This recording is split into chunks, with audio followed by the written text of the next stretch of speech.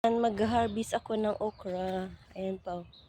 Ayan, okra yung tataba ng mga okra ko. Ayan, yung tag-isa-isa lang ha-harvest ko. Ayan, si malalaki na. Yung mga talong ko dito may bunga na pala. Oh. Naman sa kabila, ang saluyat ko, kailan ko lang ito hinarbisan. Mabilis na naman siya lumago. Oh. Ayan. So, mag-harvest din ako dito ng 2 pirasong okra. Ayan, oh, may malalaki na. At saka yung isa. Diba? Saka yung papaya ko dito guys, oh. Ayan, may pahinog na siya, oh, na. Hindi ko siya muna pa-harvestin. Ayan, mahinog na. So, mag-harvest muna ako dito guys ng alugbati. Ganito po pag Monday po o Lunes. Dahil walang tinda ng gulay. Dito po ako kumukuha ng gulay sa aking garden. Yan. Hindi na po ako pumupunta sa palengke pag yung Monday. Yan. Mag-harvest na ako ng aking alugbati. Yan. Para mamaya may gugulayin po kami. Yan.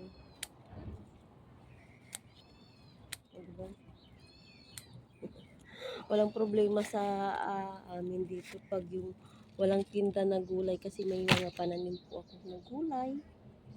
Yan.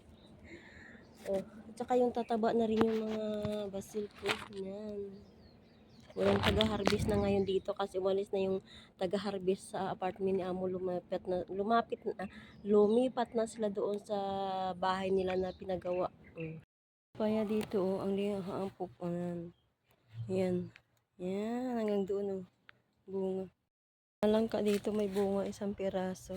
Tapos andito na naman yung papaya, mababa lang ang bunga. Ayun yung tanglad ko. Madamo na dito kasi hindi pa ako naglilinis.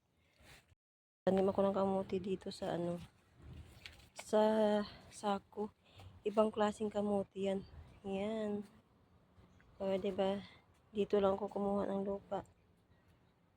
Tuwang-tuwa ako sa na to. Sa papaya. Tapos tingnan nyo guys, pagdating sa dulo, may tipaklong. Yan na. Akit sa mga harvest ko, may spring onion ako. Doon na nag-harvest ako ng spring onion kung tanim. Ayan, alugbati. Ayan.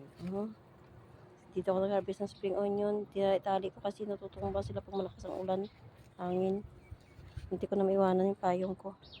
Guys, may matataas na yung mga sitaw ko ng panibago. Ayan, malalaki na sila. Malapit na yan mamulaklak.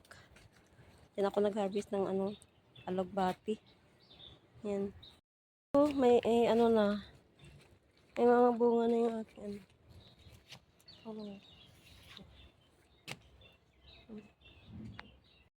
So, ito na guys ang na-harvest ko sa aking garden, yung alugbati, oh. So, may panggulay na kami, fresh yung gulay namin, oh, di ba? Tapos nag-harvest na rin ako ng basil. Tapos lagyan ko siya sa itlog, kumbaga yung torta ba. Tapos ipapalaman ko siya sa tinapay. Ito po yung ginagawa ko sa basil. Hindi kaya ihalo mo sa yung pang-adobo mga manok, masarap po yan siya. Lagyan mo siya ng itlog. Yan. Tapos, yan. At saka may naharvest ako ng okra.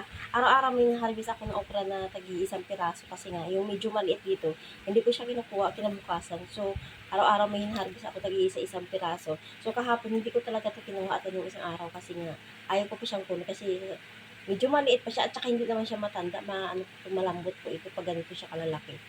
Yan, kasi ng Pilipinas to siya nga binhi, hindi dito. Kasi dito, alam guys, dito sa Taiwan, pag nag-harvest sila ng okra, ganito pa lang yan guys, kaliliit, oh. Liit pa, as in, maliit pa lang yan, hinaharvest na nila. Kaya nakikita ko po sa tindahan, ganito pa lang siya kaliliit, oh. Oh, maliliit pa lang siya, yung parang kamilingking pa lang kalaki, kinukuha na nila. Akin hindi ko na kinukuha. Kasi Pilipinas to nga binhi ng okra, eh. So, ayan, tinatabi ko lang siya, yung mga ilang araw, ko siya bago lutuin. Yung iniipon ko muna ba bago lutuin siya. Yan. So, ito na yung guys, ang naharvest ko sa garden ko. So, walang problema pag Lunes, pag walang tinda ng gulay. So, dito lang ako gumugulay sa akin na, na garden. Ayan, tsaka itong spring onion ko. So, libangan ko lang ito guys, yung pagtatanim ko ng mga gulay kasi mas maraming to sa cellphone kaysang sa trabaho. So, ayoko naman ng gano'n na lagi sa cellphone, ayoko ng gano'n. So, ang ginagawa ko kasi may maraming bakante na lote yung amo ko dito. Dati sobrang lawak niya guys, ngayon pinatayuan niya na ng apartment niya dyan, tapos yung parking niya sa mga dami ang sasakyan na pagtrabaho. So, binigyan na talaga ako ng space na lote. Dati yung tinatayuan niya ng apartment, ayan po ay taniman ko ng gulay pag dating ko dito. So, ang ginawa niya, yung may mga pananim dati ng mga, ang tawag dito, yung mga labong, pinatay niya na yung labong. Tapos yun ang binigay niya sa akin ng space ng pagtaniman ng gulay kasi alam niya na mahilig ako magtanim-tanim. So, ayan guys, di ba? O, yan na yung, kumbaga, gagawa ka lang ng effort para magugustuhan ka ng amo mo. So, at least, kahit pa paano, wala kasi akong problema sa amo ko, guys. Hindi ako stress sa amo ko. Stress lang ako minsan sa alaga ko, guys. Minsan, alam mo naman pag matanda. Minsan, mayroong katigasan ng ulo. Kaya tayo na bata pa, mayroong katigasan. Ayan, guys. So, may gulay na ako ngayong Lunes. So, ito yung gugulayin namin ngayong araw. Guys, yung basil na niloto ko, so ito na yan ay palaman ko na siya sa tinapay. So, ito yan. At saka, alam nyo guys, ang bango, ang sarap niya ang sarap nito guys, yun. Subukan nyo pag yung may basil kayo. Kasi ang basil din, marami din po yung benepisyo sa ating katawan, kaya wag nyo rin po siyang i-smallin. Pwede pa nga ito siyang gawing tea. So, ito na guys, ang aking basil na may itlog. So, ipapalaman ko na siya sa tinapay. Totoo talaga guys, hindi po ako mahilig sa palaman ng tinapay. Kahit kung gusto ko man po ng palaman ng tinapay po, ay yun lang ay ang peanut butter. Tapos, ako din po yung gumagawa ng peanut butter. Marunong din po ako gumawa ng peanut butter. Kaya lang po, pag yung tawag dito, pag gumawa ako ng peanut butter, ang hilig-hilig ko na rin kumain na ng kanin. Kasi sa kanin, sa tinapay. Kasi minsan, yung naatik ba ako sa lasa ng peanut butter. Kasi masarap lalo na pag yung ikaw yung magluluto. Ay, naku po. So, hindi ako gumagawa. Hindi na ako gumawa. Kasi minsan lang naman ako kumain ng tinapay. Kasi kaya minsan ako kumain ng breakfast. Palagi kumakain ng breakfast po kasi po hindi po ako hindi po ako lagi nagugutom kasi ang sekreto ko po tuwing umaga pag wala pa yung laman sikmura ko, ang sekreto ko po ito ay ang luya at saka yung kalamansi or limonsito. At minsan ngayon wala na po akong gloves, so hindi ko na siya nilagyan ng gloves kasi naubos na po yung gloves ko sa kahapon. Ito po yung sekreto ko dito sa 12 years dito na sa Taiwan. Ito po yung sekreto ko kung bakit hindi ko naranasan yung magkaroon ako ng sakit o lagnat sa awa ng Diyos, totoo lang. Tsaka hindi naman po ako sakitin. So, basta ito lang po yung ang sekreto ko, kaya hindi ako nagkakaroon ng sakit. Ito yung sekreto ko na hindi ka siponin, hindi ka inuubo, dahil ito po yung sekreto ko tuwing umaga. So, kumbaga, ginagawa ko siyang kape. Yan, ganun. Yan. Basta hindi po yan mawawala sa araw-araw kasi pag hindi po ako nakainom ng ganito po araw-araw, kahit isang araw lang, isang araw lang tuwing umaga, pag hindi po ako nakainom, parang hindi po kumpleto yung araw ko, parang ganon.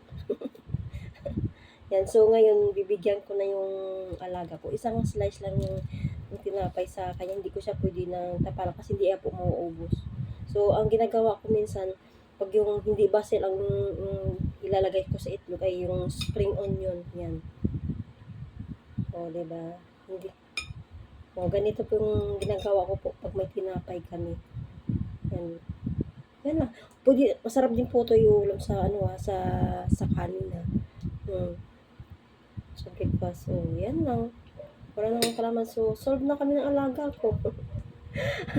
Breakfast tayo, guys.